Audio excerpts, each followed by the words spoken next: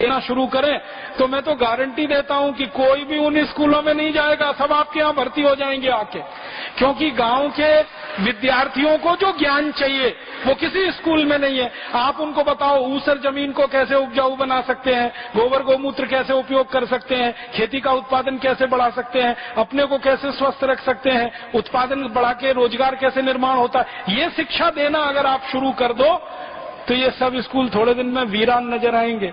क्योंकि इन स्कूलों में यही शिक्षा नहीं दी जा रही है, फालतू शिक्षा देके समय खराब कर रहे हैं, पैसे बर्बाद कर रहे हैं। तो शिक्षा में हम स्वावलंबी हो सकते हैं, चिकित्सा में स्वावलंबी हो सकते हैं। और मैं तो वो दिन का सपना देख रहा हूं कि हमारा एक एक योग शिक्षक किसी गांव के लिए न्यायाधीश का काम करे, न्यायकर्ता बने, न्यायदाता बने। क्योंकि जब आप गांव में ये सब काम शुरू कर देंगे, योग सिखाएंगे, प्राणायाम सिखाएंगे, विद्या देंगे, दान देंगे शिक्षा का, तो गांव वाले वैसे ही आपको मान लेंगे कि आप ही सबसे वरिष्ठ हैं। और आप जब सबसे वरिष्ठ हो गए तो आप न्याय भी करने लगेंगे। गांव वाले अपने मामले लेकर आपके पास आएंगे, फैसले देना शुरू कर दीजिए। और फैसला देने के लिए धर्म के 10 लक्षण याद रखिए, महर्षि दयानंद जी की पुस्तक ले जाइए, यहाँ से पढ़ते रहिए। उन धर्म के 10 लक्षणों के आधार पर बड़े बड़े मुकदमों का फैसला दे सकते हैं।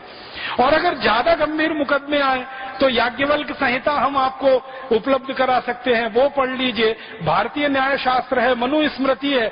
न्याय के लिए भारत में इतने ग्रंथ हैं, इतने शास्त्र हैं कि जिनका थोड़ा सा अभ्यास करके आप बड़े बड़े मामलों को सुलझा सकते हैं। एक हमारे भारत स्वाभिमान के बहुत बड़े समर्थक, सहयोगी और शुभेच्छक हैं, उनका नाम है डॉक्टर वीरेंद्र हेगड़े।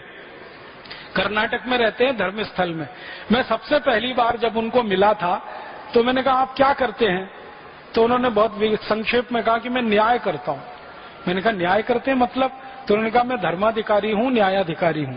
इधर आसपास के हजारों गांव के लोग आते हैं मेरे पास, अपने मामले लेकर आते हैं और वो मेरे सामने प्रस्तुत करते हैं, मैं उसमें न्याय देता हूं। एक तरफ वादी रहता है, एक तरफ प्रतिवादी रहता है। तो मैंने कहा आप किस आधार पर न्याय करते हैं? आईपीसी के आधार पर, सीआरपीसी के आधार पर, सीपीसी के आधार पर। तो हंसने लगे, कहने लगे ये न्याय तो मैं जिंदगी में नहीं कर सकता। मैं तो भारत में जो धर्म की परिभाषा है, जो नैतिकता की बातें हैं, उनके आधार पर फैसले करता हूं। वादी भी खुश रहता है, प्रतिवादी भी खुश रहता है, सत्य के आधार पर। फिर मैंने उनसे पूछा अब तक आपने कितने मुकदमों के फैसले किए हैं? तो मुझे कहा कि कम से कम 20,000 तो कर ही चुका हूं, उससे ज्यादा ही होंगे। अब एक न्यायाधिकारी 20,000 मुकदमों का फैसला कर सकता है अपने जीवन में, तो मुझे लगता है हमारा एक एक योग शिक्षक अगर तैयार हो गया तो गांव में छोटे मोटे मामलों से लेकर गंभीर मामलों तक न्याय में हम दक्ष हो जाएंगे और लोगों को न्याय दिला पाएंगे। ये आईपीसी, सीआरपीसी, सीपीसी धर ही रहे एक तरफ, हम तो गांव में न्याय व्यवस्था स्थापित करके स्वावलंबी हो सकते हैं, चिकित्सा में, न्याय में, उद्योग में, व्यापार में, कृषि में। और अगर सब स्तरों पर स्वावलंबन आ गया तो देश तो फिर खड़ा हो जाएगा। और ये देश अगर फिर खड़ा हो गया तो दुनिया को एक आदर्श बन जाएगा।